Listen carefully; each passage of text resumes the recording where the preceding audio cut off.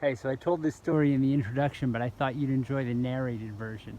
I'm a sophomore in high school. My brother was a senior in high school. We were visiting some friends up in northern New Jersey. Hadn't been there before, weren't too familiar with the area. And so when we headed home, we weren't quite sure how to make it work. We were on Route 80, and we had to get our exit for the Garden State Parkway. We missed our exit. And what we didn't realize until that moment was that if you miss that last exit on Route 80, you don't get to stay in New Jersey. Route 80 turns right into the George Washington Bridge and takes you right into New York City. We were freaking out. We didn't want to go into New York City. We were afraid of the city. We didn't know how we'd get in, how we'd get out. It was just a crazy moment. We begged and pleaded with the toll booth attendant, please, just let us turn back. We just want to take a U-turn and head home. She said, okay, I'll call over a police officer. He'll take you to a spot where you can make a U-turn. We pull out. We see an officer pull out.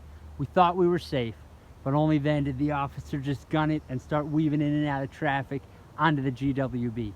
I don't know what happened. Maybe we were following the wrong guy. Maybe he got other orders. Maybe he had to move into action and chase somebody else.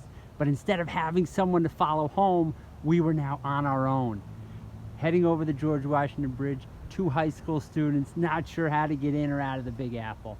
What happened next took hours of anguish to get us back home.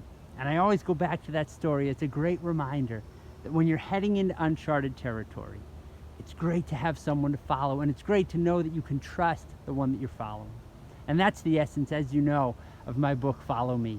It's taking a look as we head into the uncharted territory of what's ahead of us, in the new realities that we're facing as a society, as different leaders of organizations and churches in different countries around the world. What's ahead is uncharted territory.